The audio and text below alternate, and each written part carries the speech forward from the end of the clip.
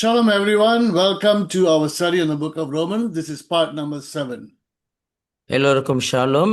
ரோமர் நிருபத்தினுடைய ஆராய்ச்சியின் படிப்புக்கு உங்களை நாங்கள் வருக என்று வரவேற்கிறோம். இது பாகம் 7 ஆகும். As I've been saying a few times in the previous lessons, I hope you've taken time to memorize the outline of the book of Romans because the outline gives us a big picture. கடந்த பாடங்களில் நான் வலியுறுத்தி வருகிறதை போல நான் நிச்சயமாய் நீங்கள் நேரத்தை எடுத்து இதை செய்திருப்பீர்கள் என்று சொல்லி நம்புகிறோம். என்னவென்று சொன்னால், இந்த ரோமர் நிருபத்தினுடைய அடிப்படையின் காரியங்களை நீங்கள் மனப்பாடம் செய்வது நல்லது, உங்களுக்கு உதவியாயிருக்கும். Remember the three main divisions. The first one is theological. 3 முக்கியமான பாகங்கள் இதில் இருக்கிறது, உங்களுக்கு ஞாபகம் இருக்கும் என்று சொல்லி நம்புகிறோம். முதல் பாகத்தை பார்க்கும்போது இறையியலை குறிக்கிறது. Chapters 1 to 8. 1வது அதிகாரம் தொடங்கி 8ஆம் அதிகாரம் வரை. So far we have dealt, and even that chapters 1 to 8 that can be subdivided into 3 segments. இது வரைக்கும் நாம் பார்த்திருக்க வரைக்கும் அந்த முதல் பாகத்தையும் கூட, அதாவது 1லிருந்து 8வது அதிகாரம் வரைக்கும் கூட 3 பகுதிகளாய் நாம் பிரிக்க முடியும். Chapter 1 until chapter 3 verse 20, the Apostle Paul will deal with the problem. And what is the problem? Sin. 1ஆம் அதிகாரம் தொடங்கி 3ஆம் அதிகாரம் 20ஆம் வசனம் வரைக்கும் நீங்கள் பார்க்கும் பொழுது பவுலடிகள் ஒரு காரியத்தை இங்கே கையாளுகிறதை பார்க்கிறோம். அங்க பிரச்சனை, அந்த கையாளுகிற பிரச்சனை என்னவென்று சொன்னால் பாவம். Now Paul takes the approach of the way the Jewish people have see the world or see people. அதாவது பவுல் எங்கிருந்து பார்வை எடுக்கிறார் என்று சொன்னால், யூதர்கள் மற்ற மக்களை எப்படி பார்க்கிறார்கள் என்று சொல்லி அதில் வைத்து அடிப்படையாய் பேசுகிறார். So Paul doesn't just say all people. He talks about the Jew and the Gentile. பவுலடிகளை பார்க்கும்போது எல்லா ஜனங்கள் என்று சொல்லி பொதுவாக சொல்லாதபடிக்கு அங்கே குறிப்பிட்டு யூதர்களையும் பின்பு புறஜாதிகளையும் குறித்து அங்க பேசுகிறதை பார்க்கிறோம். From the Jewish perspective, they are God's people. They are the Jews. Everyone else is categorized under the term called Gentiles.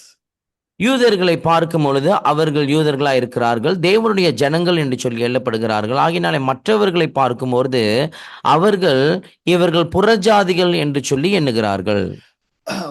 Paul could have just said many times all people, everyone, although he does, but why does he first divide the people into Jew and Gentile? Because his focus is more on dealing with the Jewish people. பவுலடிகளை பார்க்கும்போது அதாவது ஜனங்கள் அவர்கள் என்று சொல்லியிருந்தாலும் இங்கே பார்க்கும்போது முதலாவதாக ஏன் 2 தரப்பின மக்களாய் பிரிக்க வேண்டும், விசேஷமாக யூதர்கள் என்றும் புறஜாதிகள் என்றும் என்று சொன்னால், அவர் இங்கே யூதர்களுடைய பிரச்சனைகளை கையாளுகிறதை நாம் கவனிக்க முடியும். See, the Jewish people, when they hear the gospel, they will have a lot of questions. யூதர்களை பார்க்கும் பொழுது, அவர்கள் இந்த சுவிசேஷத்தை செவிமடுக்கும் பொழுது அவர்கள் மத்தியிலே நிறைய கேள்விகள் எழுப்படும். Fine, we've been waiting for the Messiah. The Messiah will come and deliver us from foreign rule. At that time it was the Romans. அதாவது என்னவென்று சொன்னால், ஆமாம், எங்கள் மேசியா வரும்பொழுது அவர் இப்படியாக மற்ற அதாவது ராஜாங்கத்தில் கீழே இருந்து எங்களை விடுதலை செய்வார். விசேஷமா அந்நாட்களில் பார்க்கும் பொழுது ரோமர் சாம்ராஜ்யம் ஆண்டு கொண்டிருக்கிறது, இதிலிருந்து விடுதலை செய்வார் என்று சொல்லி அவர்கள் சொல்லுவார்கள். But if you talk about salvation, it will be for them. What salvation? We are God's people. We are God's covenant people. We have the law. We have circumcision. We have the temple. We have all the sacrifices. What salvation are you talking about? ஆனால் ரட்சிப்பு என்று சொல்லும் பொழுது என்ன ரட்சிப்பை பத்தி பேசுறீங்க? நாங்க தான் தேவனுடைய ஜனங்கள் அல்லவா, எங்களுக்கு பிரமாணம் இருக்கிறது, விருத்த சேதனம் இருக்கிறது, ஆலயங்கள் இருக்கிறது, பலி செலுத்துதல் இருக்கிறது. ஆகினால ரட்சிப்பு என்று சொல்லும் பொழுது என்ன என்று சொல்லி கேள்வி கேட்பார்கள். So although Paul is addressing and talking to the Gentiles and the Jews, much of it is to the Jews. பவுலடிகளை பார்க்கும்போது காரியங்களை யூதர்களுக்கும் புறஜாதிகளுக்கும் பேசினாலும் அநேக காரியங்கள் அவர் யூதர்களுக்கு பேசுகிறதை நீங்கள் கவனிக்க முடியும். So in the first segment we have seen, Paul has proven that the Gentile world is guilty before God, and at the same time the Jewish world is also guilty before God. ஆகினால் முதல் பகுதியில் நீங்கள் பார்க்கும்போது பவுலடிகள் என்ன வாதத்தை கொண்டு வருகிறார் என்று சொன்னால், புறஜாதிகளை பார்க்கும் பொழுது தேவனுக்கு முன்பாக குற்றவாளிகளாய் நிற்கிறார்கள், அதே சமயத்தில் யூதர்களை பார்க்கும் பொழுதும் அவர்களும் தேவனுக்கு முன்பாக குற்றவாளிகளாய் நிற்கிறார்கள் என்று சொல்லி.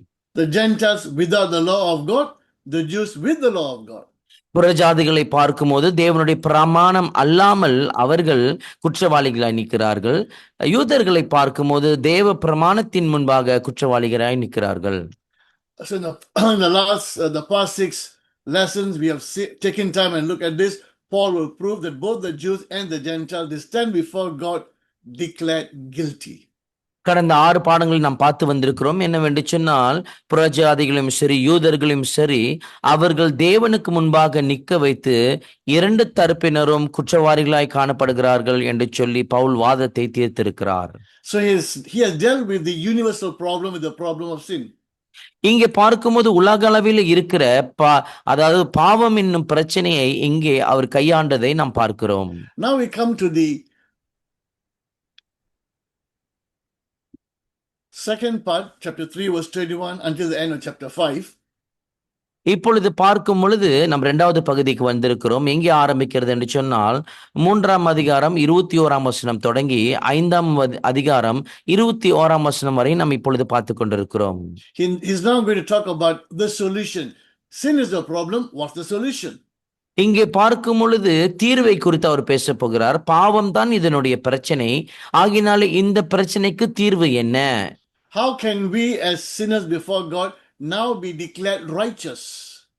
தேவனுக்கு முன்பாக இப்பொழுது நாம் வந்து நிற்கும் பொழுது பாவிகளாய் இருக்கிற நாம் இப்பொழுது நீதிமான்கள் என்று சொல்லி அழைக்கப்படுகிறோம். So chapter 1 to chapter 3 verse 20 is the doctrine of sin. Now chapter 3 verse 21 until the end of chapter 5, which is verse 21, we'll be looking at the doctrine of justification. முதல் பாகத்தை பார்க்கும் பொழுது இப்படியாக ஒன்றாவது அதிகாரம் தொடங்கி 3வது அதிகாரம் 20ஆம் வரைக்கும் நீங்கள் பார்க்கும் பொழுது பாவத்தினுடைய கோட்பாடுகளை கவனித்து வந்திருந்தோம். இப்பொழுது பார்க்கும் பொழுது 3ஆம் அதிகாரம் 21ஆம் வசனம் தொடங்கி 5ஆம் அதிகாரம் 21ஆம் வசனம் வரை இங்கே நீதிமானாக்கப்படுதலை குறித்து இந்த கோட்பாடை குறித்து நாம் பார்க்க போகிறோம். Now this is an important term, justification. We must know that term. If it's a new term for you, please take time to memorize it, because this is part of our salvation. நீதிமான் ஆக்கப்படுதல் என்று சொல்லி இந்த ஒரு வாக்கியத்தை பார்க்கும் பொழுது மிக மிக முக்கியமான ஒரு வாக்கியம்.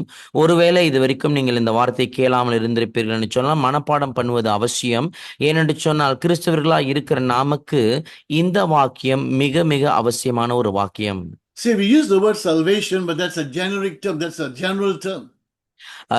ரட்சிப்பு என்று நாம் சொல்லுகிறோம். ஆனால் ரட்சிப்பு என்று சொல்லும் போது இந்த வார்த்தை பார்க்கும்போது பொதுவான ஒரு வார்த்தையாய் காணப்படுகிறது. But what are the components of our salvation? ஆனாலும் இந்த ரட்சிப்பினுடைய அதன் உள் அடங்கிய காரியங்கள் என்ன? As Christians, we must know about our salvation. What are the different parts, what are the different components of our salvation? விசேஷமாக கிறிஸ்தவர்களாக இருக்கிற நாம் ரட்சிப்பை அறிந்திருக்க வேண்டும். விசேஷமாக ரட்சிப்பினுடைய பாகங்களை அதனுடைய பகுதிகளை நீங்களும் நானும் அறிந்திருப்பது மிக அவசியம். In our study on the book of Romans, we will be looking at the different aspects of our salvation. இந்த ரோமர் புஸ்தகத்தில் அல்லது ரோமன் நிருபத்தை பார்த்து கொண்டு வருகிறவர்கள் நீங்கள் பார்க்கும் பொழுது ரட்சிப்பினுடைய அடுத்தடுத்தினுடைய பகுதி அல்லது வெவ்வேறு பகுதியை நாம் கவனிக்க போகிறோம். So justification is one part of our salvation. ஆகினாலே இந்த நீதிமானாக்கப்படுதல் அல்லது நியாயப்படுத்தலை பார்க்கும் பொழுது நம்முடைய ரட்சிப்பின் ஒரு பகுதியாக காணப்படுகிறது. Justification means now we stand before God and we are declared righteous.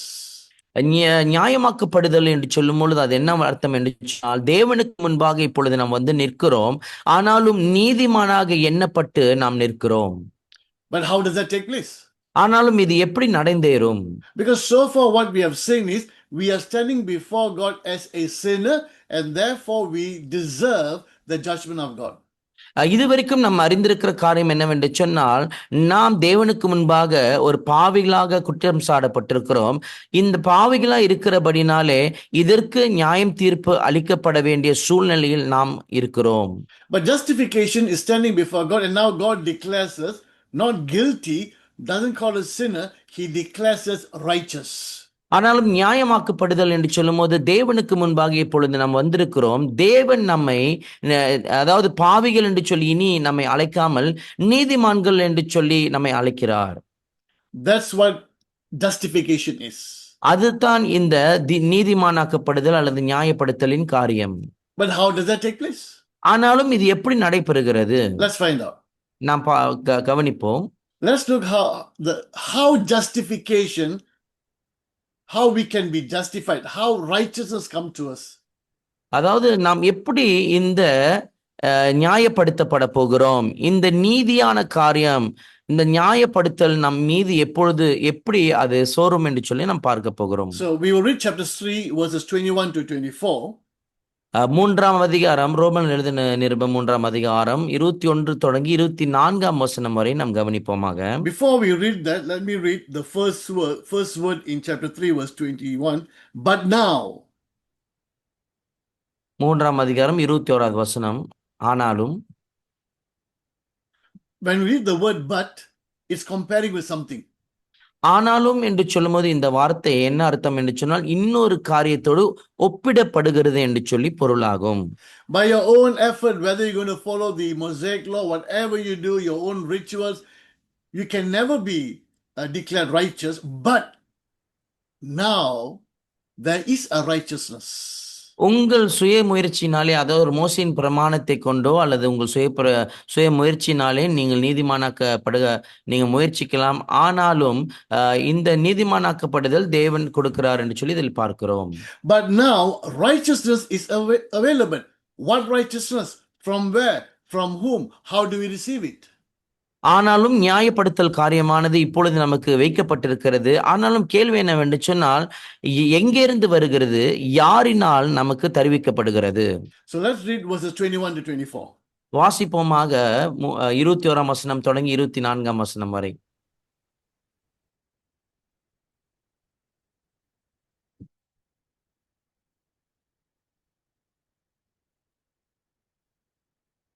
Shall we read? Maybe they need to be unmuted.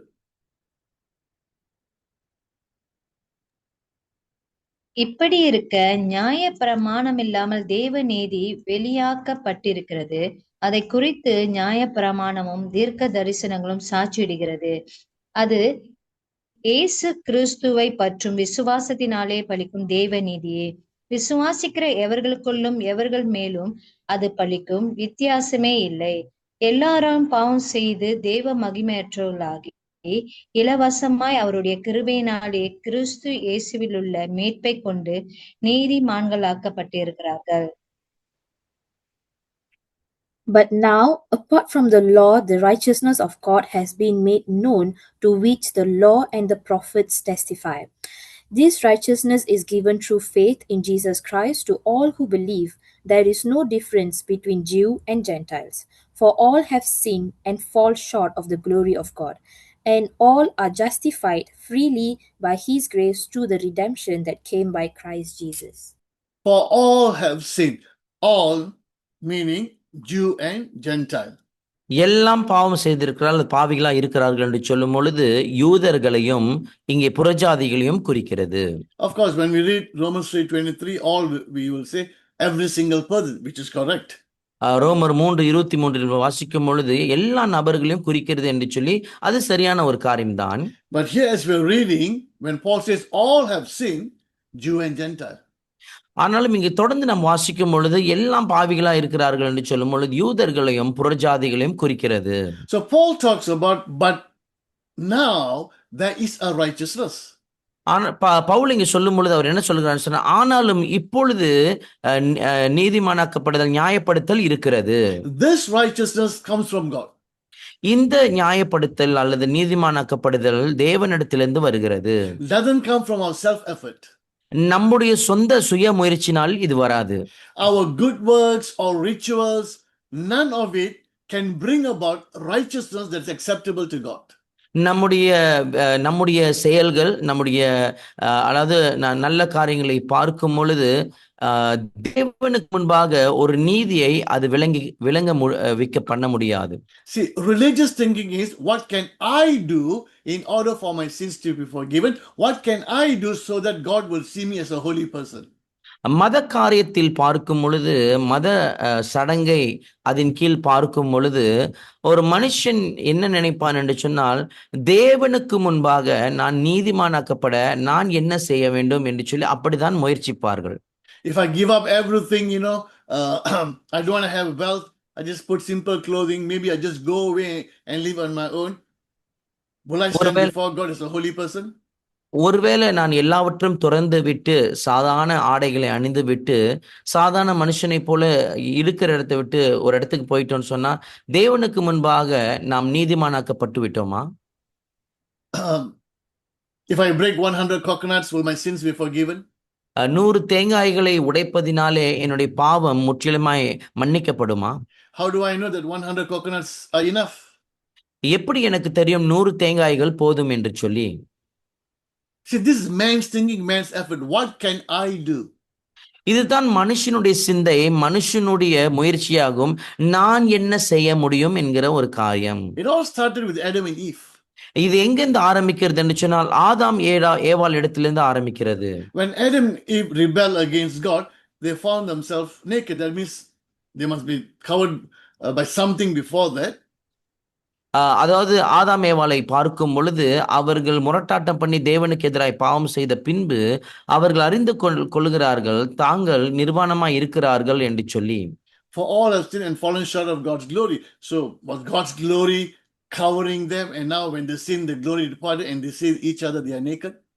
அதாவது எல்லா மனிதரும் தேவனுக்கு முன்பாக பாவம் செய்து குற்றமுள்ளவர்களா இருக்கிறார்கள், தேவனுடைய மகிமை அற்றவர்களானார்கள் என்று சொல்லி வசனம் இருக்கிறது அல்லவா? அந்த வசனத்தின் அடிப்படையில் பார்க்கும்போது ஒருவேளை தேவனுடைய மகிமை அவர்களை சுற்றிலும் சூழ்ந்திருந்தபடினாலே அவர்கள் நிர்வாணமா இருக்கிறார்கள் என்று சொல்லி அப்பொழுது இல்லாமல் அது பார்க்க முடியாமல் இருந்தார்களா? And what did they do? Self-effort, own planning.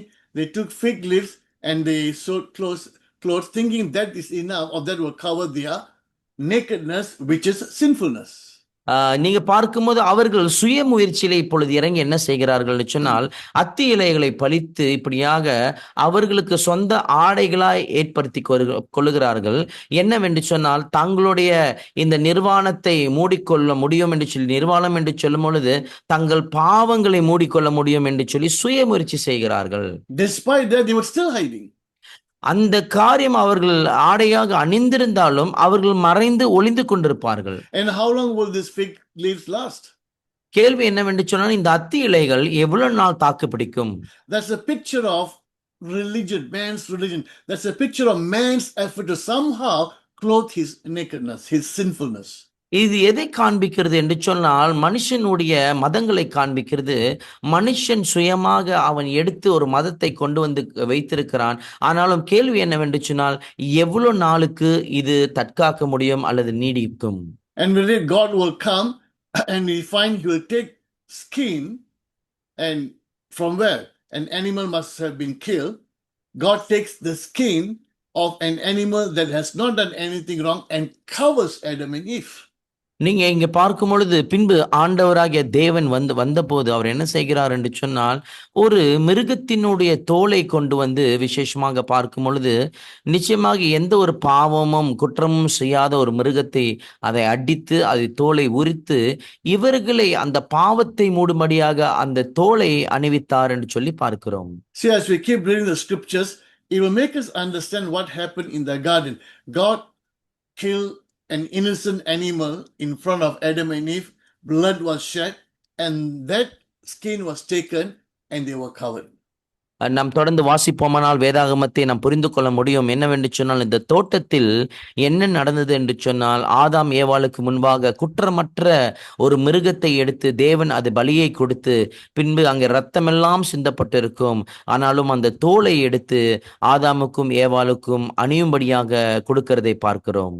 Pointing to the Lamb of God who will be crucified, who will shed his blood, and his righteousness will be given to us. அதை எதை காண்பிக்கிறது என்று சொன்னால் குற்றமற்ற ஆட்டுக்குட்டியானவர் இப்படியாக அடிக்கப்படுவார்.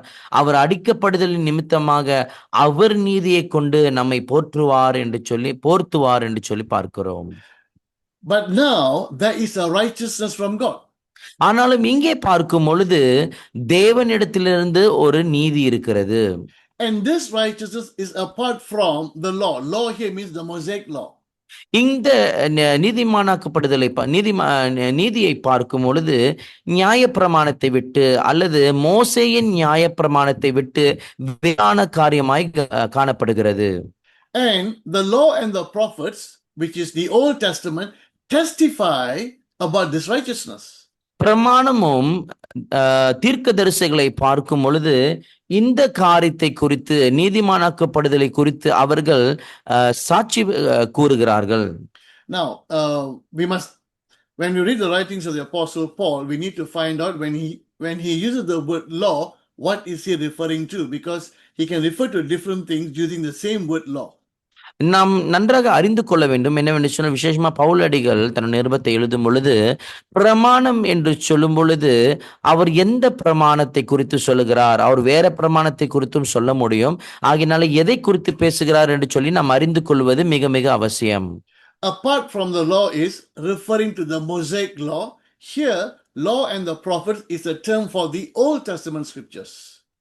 அதாவது பிரமாணம் என்று சொல்லும் பொழுது இந்த மோசேயின் பிரமாணத்தை தவிர அடுத்த காரியத்தை பயன்படுத்துவார்கள். பிரமாணமும் தீர்க்கதரிசிகளும் என்று சொல்லும் பொழுது பழைய ஏற்பாட்டை குறித்து அவர் சொல்லுவார். Now, in the Old Testament scriptures, some prophecies are very direct in words. Some are what we call typology. That means an event or an object that actually points to something. இந்த காரியங்களில் பார்க்கும் பொழுது விசேஷமாக சில காரியங்கள் பேசப்படும் பொழுது நேரடியாக பேசப்படும், சில காரியங்களை பார்க்கும் பொழுது மாதிரிகள் என்று சொல்லுவார்கள். என்னவென்று சொன்னால், அதாவது இந்த காரியத்தை சொல்லி இன்னொரு காரியத்தை ஒப்பிட்டு பேசுவார்கள் அல்லது மாதிரியாய் பேசுவார்கள். I'll give you an example. உதாரணத்துக்கு சொல்ல வேண்டுமென்றால், the virgin will conceive and give birth. Now that's very direct. Those are words, prophecy given in words. ஒரு கன்னிகை கர்ப்பவதியாகி குமாரனை பெறுவாள் என்று சொல்லும் போது இது நேரடியான ஒரு வார்த்தையாய் காணப்படுகிறது. The animal sacrifices under the old covenant all points to the ultimate sacrifice of the Lord Jesus Christ. பழைய உடன்படிக்கையின் கீழ் வருகிற இந்த மிருக பலிகளை பார்க்கும் பொழுது எதை தெரிவித்து காண்பிக்கிறது என்று சொன்னால், இயேசு கிறிஸ்து தான் அந்த பிரதான பலியாய் வரப்போகிறார். அதை குறிப்பிட்டு தான் இந்த மிருக பலிகள் காண்பிக்கிறது. So these sacrifices are a type of the ultimate sacrifice of Jesus Christ.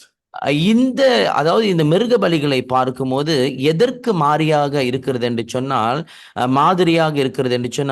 இயேசு கிறிஸ்து பிரதான பலியாக பலியிடப்பட போகிறாரே, அதற்கு மாதிரியாகத்தான் இந்த மிருக ஜீவன்கள் பலிகள் கொடுக்கப்பட்டிருக்கிறது. So the law and the prophets, that is the Old Testament scriptures, testify to this righteousness, one by direct statements, words, or through types. ஆகினாலே இந்த பிரமாணமும் தீர்க்கதரிசியினுடைய இந்த சாட்சிகளை பார்க்கும் பொழுது, அதாவது ஆக்குதலை குறித்து பேசப்படுகிற காரியம் என்னவென்று சொன்னால், ஒன்று நேரடியாக பேசப்படலாம் அல்லது மாதிரிகளை கொடுத்து அல்லது காண்பித்து பேசலாம். I've already explained to you one time in the garden, remember, where they try to clothe themselves, but God will clothe them. That is him giving, like this picture of him giving his righteousness. But how? An animal has to be killed, the blood has to be shed, the skin of the innocent animal is being clothed. That is a type of what's happening with us spiritually. இங்கே பார்க்கும்போது முதல் ஒரு மாதிரி உங்களுக்கு கொடுக்கப்பட்டிருந்தது. என்னவென்று சொன்னால், விசேஷமாக அந்த நம்ம தோட்டத்தில் பார்க்கும் பொழுது மனுஷனுக்கு முன்பாக ஒரு மிருகம் அடிக்கப்படுகிறது, பின்பு அங்கே ரத்தம் சிந்தப்படுகிறது, அதனுடைய தோலை எடுத்து மனுஷனுக்கு போத்துகிறது. இந்த காரியத்தை பார்க்கும் பொழுது தேவன் தம்முடைய நீதியை, அதாவது இந்த நியாயப்படுத்தலை மனுஷன் மீது கொண்டு வந்து போர்த்துகிறார் என்று சொல்லி நாம் பார்க்கிறோம். இது என்ன காண்பிக்கிறது என்று சொன்னால், இன்றைக்கு தேவன் நமக்காக செய்து தன்னோட நீதியை கொடுத்திருக்கிறதை அது காண்பிக்கிறது. So we have righteousness from God, which the Old Testament, the law and prophets testify. Question, how do we receive it? இன்றைக்கு தேவனுடைய நீதியை நாம் பெற்றிருக்கிறோம். பழைய ஏற்பாட்டில் உள்ள காரியங்கள் இது சொல்லப்பட்டிருக்கிறது. ஆனாலும் கேள்வி என்னவென்று சொன்னால், எப்படி இதை நாம் பெற்றிருக்கிறோம்? Through faith in Jesus Christ. இயேசு கிறிஸ்துவினுள் கொண்டிருக்கிற விசுவாசத்தின் மூலமாக இதை நாம் பெற்றிருக்கிறோம். Now this diagram is what we read in verses 21 to 24. இந்த வரைபடத்தை நீங்கள் பார்க்கும் பொழுது இதுதான் இந்த வசனம் 21 24 வரைக்கும் அடங்கியிருக்கிற ஒரு காரியம். So the law and the prophet, the Old Testament, testify about faith that will make us righteous before God. ஆகினாலே இந்த பிரமாணங்களும் தீர்க்கதரிசிகளும் எதை குறித்து சாட்சியாய் சொல்லியிருக்கிறார்கள் என்று சொன்னால், தேவனுக்கு முன்பாக கிறிஸ்துவின் மீது வைக்கிற விசுவாசம் தான் நம்மை நீதிமானாக்கப்படுத்த போகிறது. And faith in a particular person, that person is Jesus Christ. அந்த விசுவாசம் ஒரு நபர் மீது இருக்க வேண்டும், விசேஷமாக இயேசு கிறிஸ்துவின் மீது விசுவாசம் இருக்க வேண்டும். Now, don't assume that the Old Testament people, they don't know much. அதாவது இன்றைக்கு நாம் நினைத்துக் கொள்ள வேண்டாம், பழைய ஏற்பாட்டினுடைய ஜனங்களுக்கு அதிகமாய் தெரியாது என்று சொல்லி. Or we have the entire Bible, they did not have the entire Bible, especially in the time of Genesis. What written scripture did they have? விசேஷமாக இன்றைக்கு நாம் கையில் பார்க்கும்போது நம் கைவசத்தில் வேதாகமம் இருக்கிறது. ஆனாலும் ஆதியாகமம் வரும் பொழுது அவர்களிடத்தில் எழுத்து வடிவமாக என்ன இருந்தது? Now God's word is God's word, whether spoken or whether written. ஆண்டருடைய வார்த்தை தான். அது வாய்மொழியினால பேசப்பட்டாலும் எழுத்தின் வடிவில் இருந்தாலும் அது தேவனுடைய வார்த்தை. God spoke many things, but he chooses what is to be written. ஆண்டவர் அநேக காரியங்களை பேசுகிறார், ஆனாலும் அவர் தேர்வு செய்கிறார் எந்த காரியங்கள் எழுத்தின் வடிவில் போடப்பட வேண்டும் என்று சொல்லி. God spoke to Adam and Eve. Now, what we read is very little. Is that all God spoke about? What did God speak to them before they fell into sin? ஆண்டவர் ஆதாம் ஏவாள் இடத்தில் பேசினார். வேதாகமத்தில் போட்டிருக்கிறபடி அவ்வளவுதான் பேசினாரா? பாவத்தின் விழுகிறதுக்கு முன்பாக ஆதாம் ஏவாள் இடத்தில் ஆண்டவர் என்ன பேசியிருப்பார்? God selects what is to be written to be his written word of God for all generations. இங்கே பார்க்கும்போது ஆண்டவர் தேர்வு செய்கிறார் எல்லா சந்ததிகளுக்கும் என்ன காரியம் எழுதப்பட வேண்டும் என்று சொல்லி அவர் தேர்வு செய்கிறார். So there were many things that they knew that we don't know because it's not written.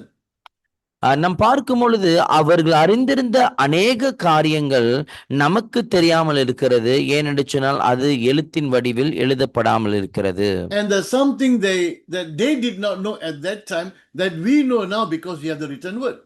அதே சமயத்தில் சில காரியங்களை பார்க்கும்போது அக்காலத்தில் இருக்கும் பொழுது அவர்களுக்கு அறியப்படாத காரியங்கள் இன்றைக்கு நமக்கு எழுத்தின் வடிவிலே கொடுக்கப்பட்டிருக்கிறபடினாலே நாம் அந்த காரியங்களை அறிந்திருக்கிறோம். Later on, I'll share a little bit more on this. Did the Old Testament people know about Jesus Christ? பின்பு வரும்பொழுது நாம் பார்க்கும் பொழுது பின்வரும்பொழுது இந்த காரியங்களை குறித்து இன்னும் பேசப்படும். ஆனாலும் பழைய ஏற்பாட்டின் ஜனங்களுக்கு இயேசு கிறிஸ்துவை குறித்து அறிவு இருக்கிறதா? Let me give you the simple answer now. Yes. நான் சின்ன எளிதான ஒரு பதிலை சொல்லுகிறேன். ஆமாம், அவர்களுக்கு அந்த அறிவு இருக்கிறது. Now Warren Wiersbe in his commentary says this. Warren Wiersbe என்கிறவர் தன்னுடைய கமெண்ட்ரியில் இப்படியாக சொல்கிறார். Justification is the act of God whereby he declares the believing sinner righteous in Christ. On what basis? On the basis of the finished work on the cross. இங்கே பார்க்கும்போது நீதிமானாக்கப்படுதல் என்று சொல்லும்போது தேவனுடைய செயலா இருக்கிறது. தேவன் என்ன செய்கிறார் என்று சொன்னால் கிறிஸ்துவின் அடிப்படையில் கொண்டு, அதாவது கிறிஸ்து சிலுவையில் முடித்த வேலையின் அடிப்படையில் கொண்டு பாவிகளை நீதிமான் என்று சொல்லி அவர் அழைக்கிறார். Now to begin with, justification is an act, not a process. நாம் ஆரம்பிக்க வேண்டும் என்று சொன்னால் நீதிமானாக்கப்படுதல், நியாயப்படுத்தல் என்று சொல்லும் பொழுது அது ஒரு செயல், ஒரு தொடர்ச்சியான ஒரு ப்ராசஸ், ஒரு செயலாக்கம் அல்ல. In other words, the moment we accept the Lord Jesus Christ, that very moment we are justified. அதனுடைய அர்த்தம் என்னவென்று சொன்னால் எப்பொழுது நாம் இயேசு கிறிஸ்துவை ஏற்றுக்கொண்டோமோ அந்த நேரத்திலேயே நாம் இப்படியாக நியாயப்படுத்தப்படுகிறோம் அல்லது நீதிமானாக்கப்படுகிறோம். Do not confuse justification with sanctification. அதாவது நியாயமாக்கப்படுதல், நீதிமானாக்கப்படுதலையும் சுத்திகரிப்பையும் நாம் குழப்ப வேண்டாம். Now remember, I told you the different components to our salvation. நான் முதலாவது சொல்லியிருந்தேன், விசேஷமாக நம் ரட்சிப்பை பார்க்கும்போது வேறு வேறு பகுதிகள் அல்லது பாகங்கள் இருக்கிறது. One is justification, where we are declared not guilty. ஒன்று பார்க்கும்போது நீதிமானாக்கப்படுதல் என்னவென்று சொன்னால் நீங்களும் நான் குற்றவாளிகள் அல்ல என்று சொல்லி தீர்க்கப்படுகிறோம். Another one is sanctification. அடுத்தது பார்க்கும் பொழுது சுத்திகரிப்பு. Justification is the beginning of our journey. sanctification is our journey. நீதிமானாக்கப்படுதல் என்று சொல்லும் பொழுது நம்முடைய பிரயாணத்தினுடைய ஆரம்பமாகும். இந்த சுத்திகரிப்பு என்று சொல்லும் பொழுது நம்முடைய பிரயாணம் அதனுடைய தொடர்ச்சியாகும். Sanctification is the process whereby God makes the believer more and more like Christ. சுத்திகரிப்பு என்று சொல்லும் பொழுது தேவனாலே கொடுக்கப்படுகிற ஒரு செயல் என்னவென்று சொன்னால் ஒரு விசுவாசியை இன்னும் அதிகமாக கிறிஸ்துவின் சாயலாக உருவாக்குவது. Justification is the beginning of our journey. Sanctification is our journey. நீதிமானாக்கப்படுதல் என்று சொல்லும் போது நம்முடைய வாழ்க்கையின் பிரயாணத்தினுடைய ஆரம்பமாகும். சுத்திகரிப்பு என்று சொல்லும் பொழுது நம்முடைய வாழ்க்கையின் பிரயாணமாகும். So you got to remember these words: justification, sanctification. These are two of the components of our salvation. ஆகினாலே இந்த ரெண்டு காரியத்தை நீங்களும் நாம் மனப்பாடம் செய்வது நல்லது. ஒன்று பார்க்கும் பொழுது நீதிமானாக்கப்படுதல், இரண்டாவது பார்க்கும் பொழுது சுத்திகரித்தல். இதுதான் நம்முடைய ரட்சிப்பினுடைய முக்கிய ரெண்டு பாகங்களாய் அல்லது பங்காய் காணப்படுகிறது. I would put it simply like this: justification is walking to Jesus, sanctification is walking with Jesus. நம்முடைய போதகர் சொல்லுகிற காரியம் என்னவென்று சொன்னால், நீதிமானாக்கப்படுதல் என்று சொல்லும் பொழுது இயேசுவுக்கு நேராய் நடப்பது அல்லது இயேசுவை நோக்கி நடப்பது. சுத்திகரிப்பு என்று சொல்லும் பொழுது இயேசுவினோடு இயேசு கூட நடப்பது. Righteousness from God. தேவனிடத்திலிருந்து வருகிற நியதி. Paul would say, apart from the Mosaic law. மோசேயின் பிரமாணத்தின் தவிர, if it is under the Mosaic law, then only the Jews can become righteous. ஒருவேளை மோசேயின் பிரமாணத்துக்கு கீழ் மாத்திரம் காரியம் இருக்கும் என்று சொன்னால் யூதர்கள் மாத்திரமே நீதிமான்கள் எண்ணப்படுவார்கள். But it's apart from the Mosaic law, which means it's available to everyone, not exclusively for the Jews. ஆனாலும் அதாவது இந்த மோசேயினுடைய பிரமாணத்துக்கு கீழ், அதாவது அது தவிர என்று சொல்லும் பொழுது புறஜாதிகள் மற்ற யூதர் அல்லாதவர்கள் கூட நீதிமானாக்கப்படுகிறார்கள். Again, why is Paul saying all of this, or why the Holy Spirit through Paul is saying all of this? Dealing with the Jewish thinking. ஏன் நாம் மறுபடியும் கவனிக்கிறோம், ஏன் பரிசுத்த ஆவியானவர் பவுலடிகளை கொண்டு இந்த காரியத்தை பேச வேண்டும் என்று சொன்னால், விசேஷமாக அவர்களுடைய சிந்தையின் அடிபட்டிருக்கிற காரியங்கள், சிந்தையில் நிலைத்திருக்கிற காரியங்களை உடைக்கும்படியாக இதை பேசுகிறார். You must understand, it's not easy for the Jews who for years, for centuries, they've been looking to the law that God gave, but suddenly to come and say the law cannot save you, it's something they cannot accept. அதாவது நாம் அறிந்து கொள்ள வேண்டும், விசேஷமாக யூதர்கள் என்று சொல்லி பார்க்கும்போது அநேக வருடங்களாக, நூற்றுக்கணக்கான வருஷங்களாக பிரமாணத்தை கொண்டு அவர்கள் வாழ்ந்து வருகிறார்கள். ஆனாலும் இப்பொழுது ஒரு புதிய காரியம் புகுட்டப்படுகிறது. பிரமாணம் உங்களை ரட்சிக்காது, அது காப்பாற்றாது என்று சொல்ல வரும் பொழுது அவர்களுக்கு இது ஏற்றுக்கொள்ள மிகவும் கடினமான ஒரு காரியமாய் இருக்கும். So later Paul explained, okay, why did God give the law then? பின்பு பவுலடிகள் அது விளக்கி பேசுவார், ஏன் தேவன் முன்பாக பிரமாணத்தை கொடுத்தார் என்று சொல்லி அவர் சொல்லுவார். Okay, so it's not exclusively for the Jews, it's not restricted to the Jews, it is for anyone who believes in Jesus. தேவனிடத்தில் வருகிற இந்த நீதியை பார்க்கும் பொழுது குறிப்பிட்டு அல்லது விசேஷமாக யூதர்களுக்கு மாத்திரமல்ல, யாரெல்லாம் இயேசு கிறிஸ்துவின் மீது விசுவாசம் கொள்ளுகிறார்களோ அவர்களுக்கு இந்த நீதி அளிக்கப்படும். Just as sin is a universal problem, so is the solution universal. Anyone who believes in the Lord Jesus Christ. எப்படி பாவமானது இந்த உலகளவில் காணப்படுகிற ஒரு பிரச்சனையாய் எண்ணப்படுகிறதோ, அதே போலத்தான் ரட்சிப்பு, இந்த பாவத்தினுடைய நிவாரணம் அல்லது தீர்வாகிய ரட்சிப்பை பார்க்கும் பொழுது உலகளவிலே எல்லோருக்கும் கொடுக்கப்படுகிறது. So it's from God through faith in Jesus Christ to all. இது எப்படியே பார்க்கிறோம் என்று சொன்னால், தேவனிடத்தில் வருகிறது, அதாவது இயேசு கிறிஸ்துவினுள் விசுவாசம் கொண்டு எல்லா மனுஷனுக்கும் கொடுக்கப்படுகிறது. Now, what is the basis of justification? In other words, how can God forgive our sins? We have sinned, sin has to be punished. So how can God forgive us without punishing us? What is the basis? அடுத்த காரியத்தை பார்க்கும் பொழுது நியாயப்படுத்தலினுடைய அடிப்படையை இப்பொழுது நாம் கவனிக்கிறோம். கேள்வி என்னவென்று சொன்னால், அதாவது நாம் பாவம் செய்திருக்கிறோம், இதனுடைய குற்றம் தீர்க்கப்படாம எப்படி தேவன் நம்மை மன்னிக்க முடியும்? Let's read verses 25 and 26. வாசிப்போம் 25வது வசனமும் 26வது வசனமும். God presented Christ as a sacrifice of atonement through the shedding of his blood to be received by faith. He did this to demonstrate his righteousness, because in his forbearance he had left the sin committed beforehand unpunished. He did it to demonstrate his righteousness at the present time, so as to be just and the one who justifies those who have faith in Jesus.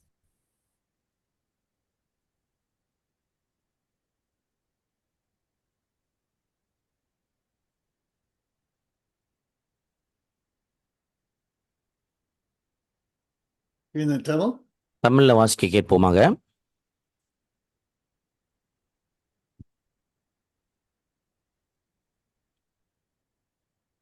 Now, we read here, Jesus Christ is the sacrifice of atonement. The word atonement in the Greek is hilasterion. இங்கே நாம் தமிழில் வாசிப்போம், இயேசு கிறிஸ்து நிவாரண பலி என்று சொல்லி. இந்த நிவாரண பலி என்று சொல்லும் பொழுது கிரேக்க பதத்தில் பார்க்கும்போது ஹெலிஸ்டேரியோன் என்று சொல்லி சொல்லுவார்கள். The New Testament was written in the Greek language. That's why we're looking at sometimes we look at the Greek words. Here, sacrifice of atonement, the Greek word is hilasterion.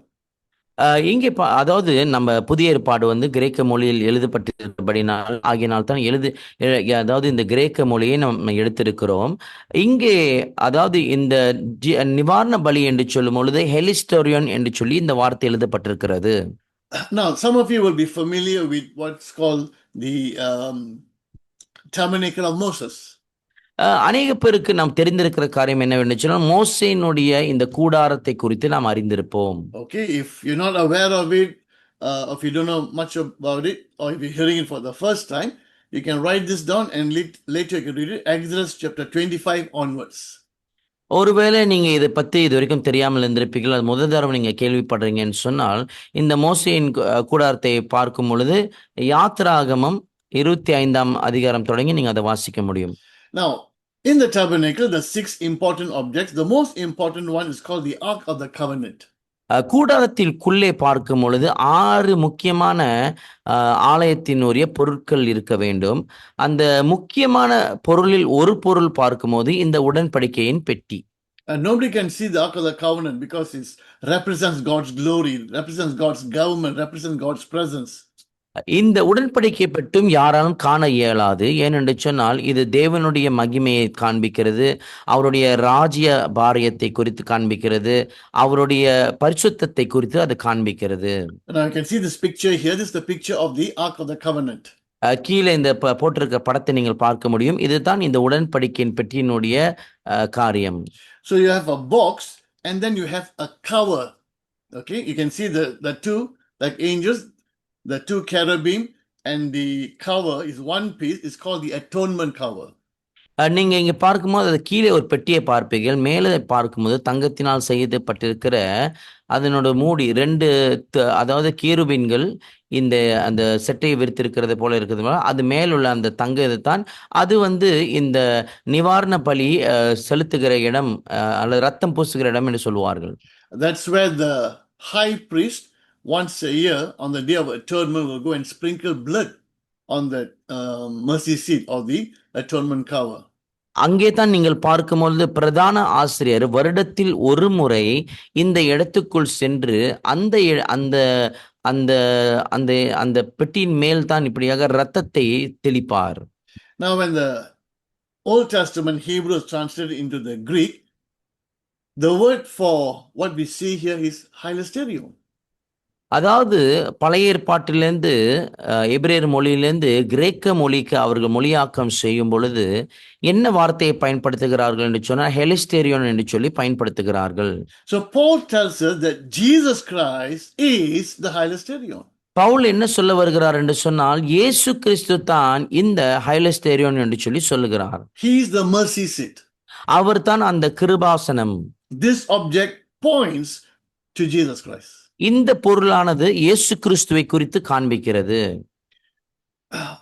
Now verses 21 to 26 we read just now, 21-24 and then 25-26. So 21 to 26 முதல்ல நாம் வாசித்தோம் 21-24 பிறகு 25-26, அதாவது 21ஆம் வசனம் தொடங்கி 26ஆம் வசனம் வரை. Now Martin Luther, the great the one who started the Reformation, he called this passage the chief point and the very central place of the epistle and of the whole Bible. அதாவது இந்த சீர்திருத்தவாதியான Martin Luther என்ன சொல்கிறார் என்று சொன்னால், இந்த காரியமானது தான் மிக மிக முக்கியமான ஒரு அடிப்படையாக இருக்கிறது. என்னவென்று சொன்னால், இந்த நிருபத்தினுடைய மத்திய பங்காக இந்த முழு வேதாகமத்தையும் குறிக்கிற ஒரு காரியம்தான் இது என்று சொல்லியிருக்கிறார். Professor Douglas Moo, Professor Douglas Moo is one of the top scholars in the world. He's written a few commentaries on Romans. ரோமர் நிருபத்தை குறித்து ஒரு சில கொமெண்ட்ரிகளை இப்படியாக, அதாவது உலகத்தில் காணப்படுகிற முக்கியமான ஒரு வேத பண்டிதர் அல்லது இவர் எழுதியிருக்கிறார். His name is Douglas Moo. அவருடைய பெயர் டக்ளஸ் மூ. In his commentary, he said Romans 3:21 to 26. He said one of the most theologically important passage in Scripture. அவர் சொல்லுகிறார், ரோமர் 3ஆம் அதிகாரம் 21ஆம் வசனம் தொடங்கி 26ஆம் வசனம் வரை பார்க்கும் பொழுது வேதாகமத்திலே மிக முக்கியமான ஒரு வேத பகுதி இருக்கும் என்று சொன்னார். அதாவது அதிகமான இறையியலினுடைய அம்சத்தை கொண்ட ஒரு வேத பகுதி தான் இந்த வசனங்கள் தான் என்று சொல்கிறார். Since Martin Luther said that, Douglas Moo said that, why not read that passage again, verses 21 to 26? Martin Luther இந்த காரியத்தை சொல்லியிருப்பார், அதே சமயத்தில் டக்ளஸ் மூ இந்த காரியத்தை சொல்லியிருப்பார் என்று சொன்னால், நாம் ஏன் மீண்டுமா இந்த வசனம் 21 தொடங்கி 26 வரை வாசிக்க கூடாது? Okay, let's listen 21 to 26. நாம் வாசிக்க கேட்போம். ரோமர் 3:21 26 வசனம் வரைக்கும். But now, apart from the law, the righteousness of God has been made known, to which the law and the prophets testify. This righteousness is given through faith in Jesus Christ to all who believe. There is no difference between Jew and Gentile, for all have sinned and fall short of the glory of God, and all are justified freely by His grace through the redemption that came by Christ Jesus. God presented Christ as a sacrifice of atonement through the shedding of His blood, to be received by faith. He did this to demonstrate His righteousness, because in His forbearance He had left the sins committed beforehand unpunished. He did it to demonstrate His righteousness at the present time, so as to be just and the one who justifies those who have faith in Jesus. Amen. இப்படி இருக்க நியாய பிரமாணம் இல்லாமல் தேவ நீதி வெளியாக்கப்பட்டிருக்கிறது. அதை குறித்து நியாய பிரமாணமும் தீர்க்க தரிசனங்களும் சாட்சியிடுகிறது. அது இயேசு கிறிஸ்துவை பற்றும் விசுவாசத்தினாலே பலிக்கும் தேவ நீதியே. விசுவாசிக்கிற எவர்களுக்குள்ளும் எவர்கள் மேலும் அது பலிக்கும், வித்தியாசமே இல்லை. எல்லோரும் பாவம் செய்து தேவ மகிமையற்றவர்களாகி இலவசமாய் அவருடைய கிருபையினாலே கிறிஸ்து இயேசுவில் உள்ள மீட்பை கொண்டு நீதிமான்களாக்கப்பட்டிருக்கிறார்கள். தேவன் பொறுமையாய் இருந்த முற்காலத்தில் நடந்த பாவங்களை தாம் பொறுத்து கொண்டதை குறித்து தம்முடைய நீதியை காண்பிக்கும் பொருட்டாகவும், தாம் நீதியுள்ளவர் இயேசுவின் இடத்தில் விசுவாசமாய் இருக்கிறவனை நீதிமானாக்குகிறவருமாய் விளங்கும்படி இக்காலத்திலே தமது நீதியை காண்பிக்கும் பொருட்டாகவும் கிறிஸ்து இயேசுவினுடைய இரத்தத்தை பற்றும் விசுவாசத்தினாலே பலிக்கும் கிருபாதார பலியாக அவரையே ஏற்படுத்தினார்.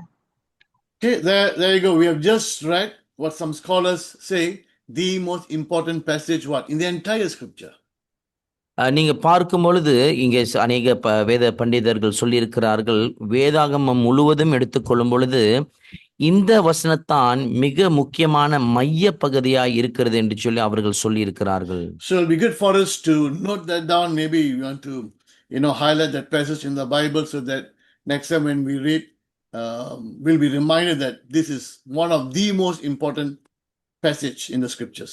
வேதாகமத்தில் நீங்கள் குறிப்பிட்டு அல்லது நீங்கள் அதை வர்ணம் தீட்டி வைத்துக் கொள்ளலாம். என்று சொன்ன அடுத்த தடவை நீங்கள் இதில் வாசிக்கும் பொழுது நீங்கள் புரிந்து கொள்வீர்கள், வேதாகமத்திலே முழு வேதாகமத்திலே மிக மிக முக்கியமான மையமான ஒரு வசன பகுதி தான் இதுதான் என்று சொல்லி. I know some of us like to color our Bible, make it like a rainbow and all of that. Fine, but make sure this is highlighted. சில சமயத்தில் நம்மளுடைய வேதாகமத்தை வர்ணம் தீட்டுவீர்கள் என்று சொல்லி எனக்கு தெரியும், நல்ல ஒரு காரியம் தான். ஆனாலும் இந்த காரியத்தையும் நீங்கள் வர்ணம் தீட்டி ஹைலைட் பண்ணுவது நல்லது. Dr. Campbell Morgan in the late 19th, early 20th century a British Bible teacher. During his time, he was known as the best teacher in the world. Doctor Campbell மோகனை பார்க்கும் பொழுது அவருடைய காலகட்டத்தில் பார்க்கும்போது வேதாகமத்தை குறித்து மிகவும் சிறந்ததாய் போதிக்கிற ஒரு போதகராய் இருந்தார். Now, Dr. Campbell Morgan was trying to explain free salvation. In other words, salvation comes to you, is given freely to a coal miner. But the man was not able to understand it. இந்த doctor Campbell மோகனை பார்க்கும்போது அவர் என்ன செய்தார் என்று சொன்னால், ரட்சிப்பானது இலவசம் என்று சொல்லி இப்படியாக சுரங்கத்தில் வேலை செய்கிற ஒரு நபரோடு அவர் இதை சொல்லும்படியாக இருந்தார். ஆனாலும் அந்த மனுஷனுக்கு இதை புரியாமல் போயிற்று. No, I have to pay for it, he kept on saying. அவர் சொல்லுகிறார், இல்ல நான் இதற்கு அதாவது கட்டணம் செலுத்த வேண்டியது அவசியம் என்று சொல்லி மீண்டும் மீண்டுமாய் சொல்லுகிறார். How can I get anything free? I have to pay for it. அவர் சொல்லுகிறார், எந்த காரியத்தையும் என்னால் இலவசமாய் பெற்றுக்கொள்ள முடியாது, ஆகையினால நிச்சயமா அதுக்கு நான் ஒரு விலை கொடுக்க வேண்டும்.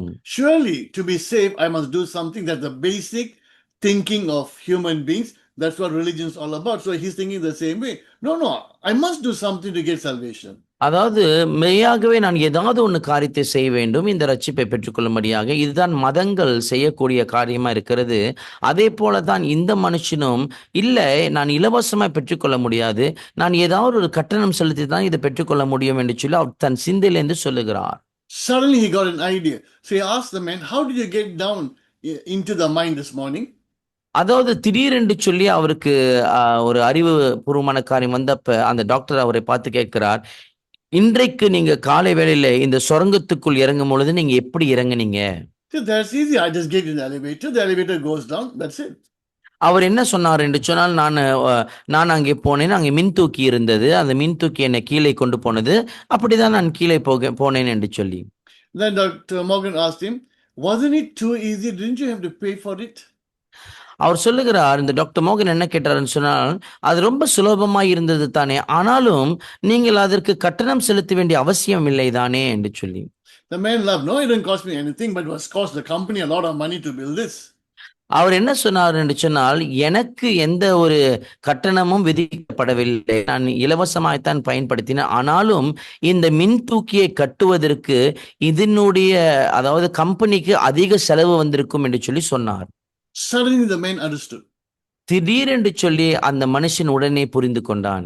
I don't have to pay for it because someone paid for it.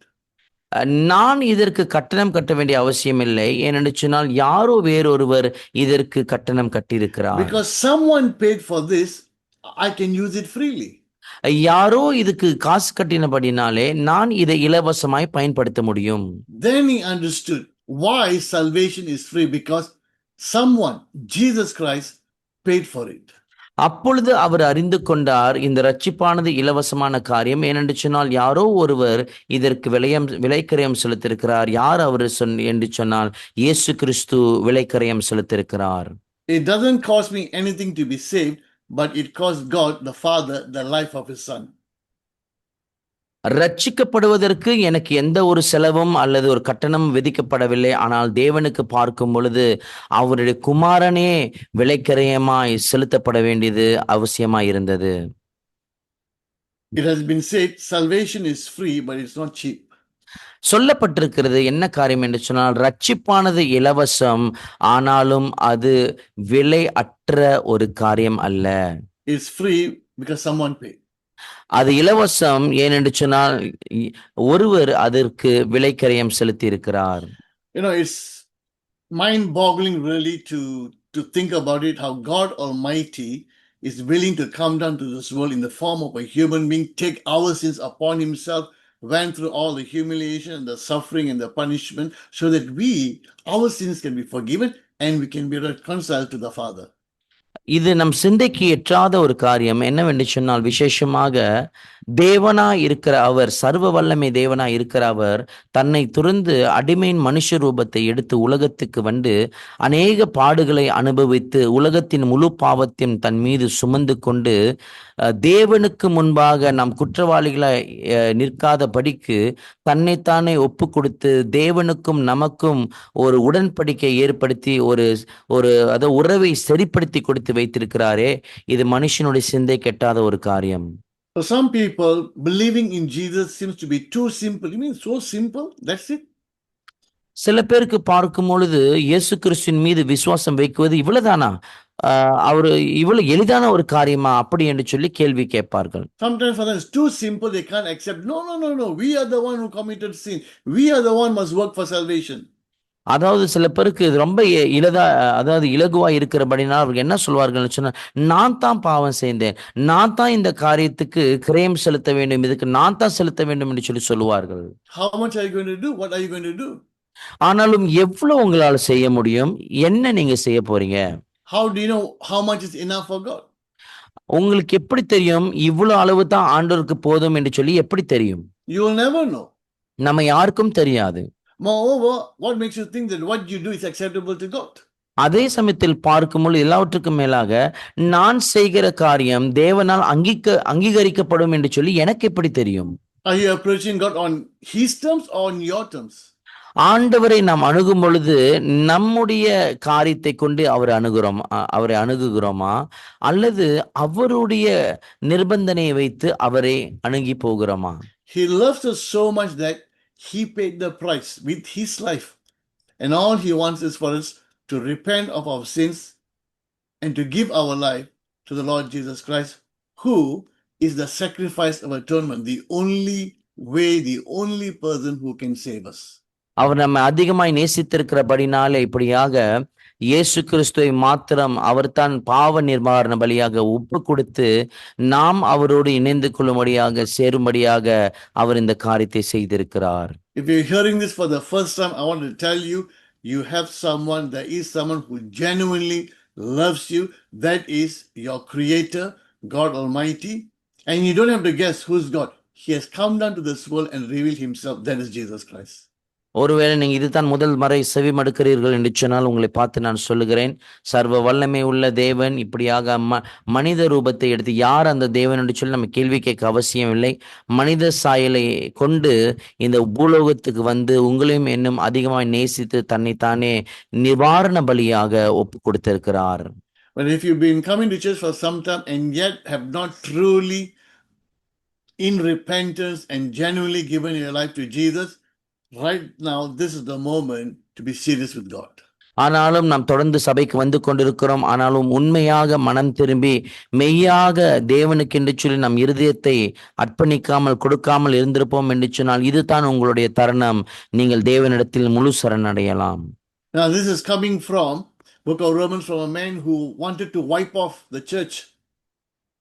இது யாரிடத்திலிருந்து புறப்பட்டு வருகிறது என்று சொன்னால் ரோமர் புத்தகத்தில் பார்க்கும் பொழுது எப்படிப்பட்ட நபர் இதை எழுதியிருக்கிறார் என்று சொன்னால் முற்றிலுமாய் சபையை முற்றிலுமாய் அழித்து விட வேண்டும், சபைக்காரர்கள் இருக்கக்கூடாது என்று சொல்லி புறப்பட்டு வந்த ஒரு நபர் தான் இந்த நிருபத்தை எழுதுகிறார். But the day he had an encounter with Jesus, his life changed and he went around all places, everywhere he could go, willing to be suffered and persecuted and beaten. He went through all of that because he wanted others to know there is salvation through Jesus Christ. எப்பொழுது இயேசு கிறிஸ்துவை அவர் சந்தித்தாரோ பின்பு மனமாற்றம் அடைந்து உலகம் எங்கும் போயிட்டு இப்படியாக இயேசு கிறிஸ்துவினாலே ரட்சிப்பு உண்டு என்று சொல்லி அவர் இப்படியாக துன்புறுத்தப்பட்டாலும் சோதனைகள் கடந்து போனாலும் அடிகள் வாங்கினாலும் அவர் தொடர்ச்சியாக உலகம் எங்கும் சென்று தேவனை குறித்து அவர் பேசியிருக்கிறார். What a wonderful loving Savior that we have. எப்படிப்பட்ட ஒரு நல்ல அன்புக்குரிய இரட்சகர் நமக்கு இருக்கிறார். I want to finish with those thoughts. Think about Jesus. Think about the love that He has for us. இப்படிப்பட்ட காரியத்தை கொண்டு உங்களை நான் விட்டு செல்ல விரும்புகிறேன். எப்படிப்பட்ட அன்பு இயேசு கிறிஸ்து உங்கள் மீது வைத்திருக்கிறார், எப்படிப்பட்ட இலவசமான காரியத்தை நமக்கென்று செய்திருக்கிறார். God bless you. See you in the next lesson. கர்த்தர் உங்களை ஆசீர்வதிப்பாராக. அடுத்த பகுதியில் மீண்டுமாய் அடுத்த வாரம் சந்திப்போம்.